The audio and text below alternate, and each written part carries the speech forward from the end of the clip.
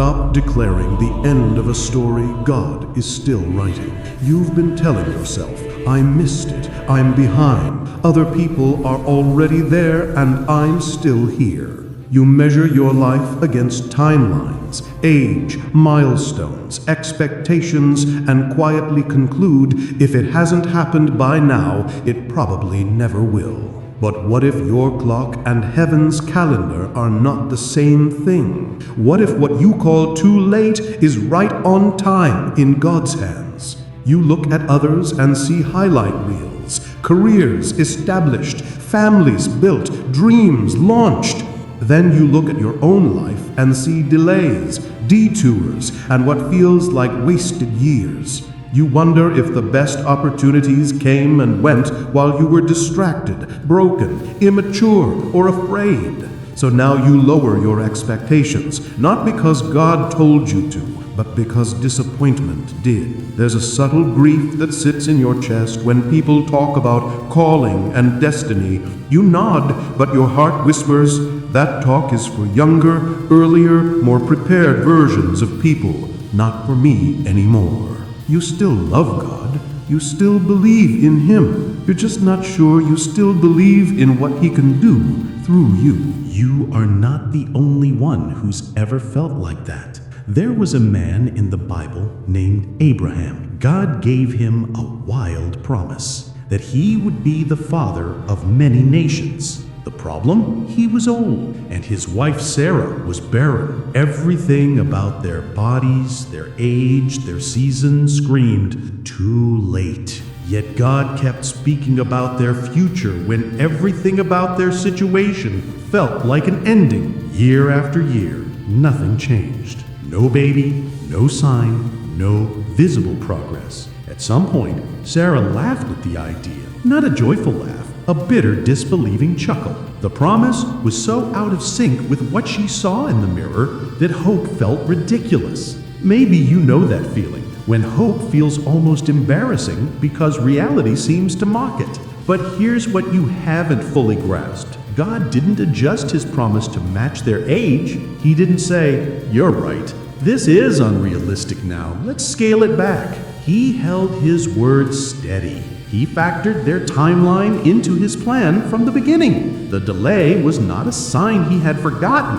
It was the canvas on which He would paint a story that clearly had His fingerprints all over it. This is where many people miss it. They think delay equals denial. They think detour equals disqualification. They think later than I expected means less than I was promised. But with God, delay often deepens the glory. When something happens on time by human standards, people can credit skill, planning, or luck. When it happens after everyone has written it off, no one can deny there was a higher hand at work. So let me ask you, who told you it's too late? Was it God?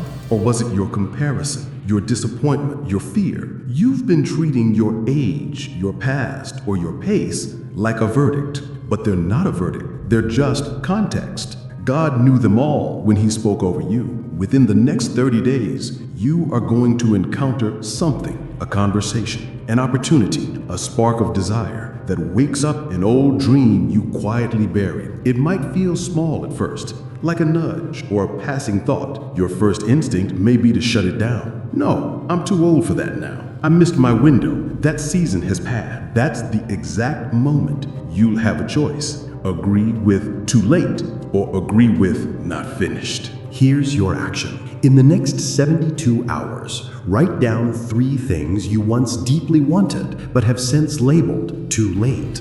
Don't censor yourself. Jobs, moves, ministries, creative projects, healing in certain relationships, personal growth. Next to each one, instead of writing too late, write not on my timeline, still possible with God. Then choose one of those desires and take a single simple step toward it. Research, ask a question, update a resume, practice for 15 minutes. Make a plan. The step doesn't have to be big, it just has to be real. Your life is not a race you lost, it's a story being shaped. Abraham and Sarah did not receive their promise early in life when everything looked fertile and logical. They received it when it made no sense, except that God said so. That's not because God enjoys making people wait for fun. It's because often the longer the wait, the clearer the source. You keep telling yourself, if I were going to do something meaningful, it would have happened already. But what if your whole life up to now has been preparation, not proof of limitation? What if the wisdom you gained through mistakes, the compassion you gained through pain, and the resilience you gained through disappointment are exactly what qualify you for what's next?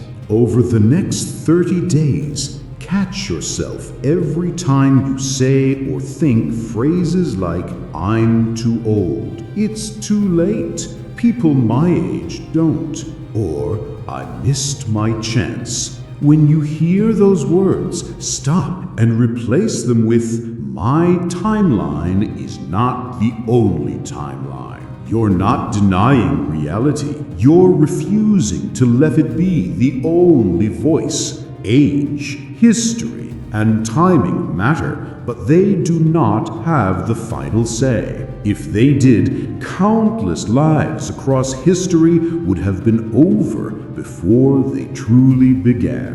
New chapters often start right after we've convinced ourselves there are no pages left. Your job is not to figure out how it can still happen. Your job is to keep your heart available if it does. To stay soft, not cynical, curious, not closed, obedient, not checked out. God can do more with a willing heart in what you call your later years than you can do with a fearful heart in your prime. You are not late. You are not left over. You are not living on spiritual reruns while others get moo episodes. You are still on the air. There are still scenes to shoot. There are still roles you haven't stepped into and lines you haven't spoken yet. So when that nudge comes, when an idea reappears, when an invitation arrives, when something inside you wakes up, don't smother it with "too late." Sit with it, pray about it, take a step toward it, even the tiny one. Let heaven, not your history, have the final word. Your timeline is not the limit of God's creativity. The author of time is not intimidated by your age, your delays, or your detours. If he's not finished, neither are you. Type amen if you're done agreeing with "too late" over your life.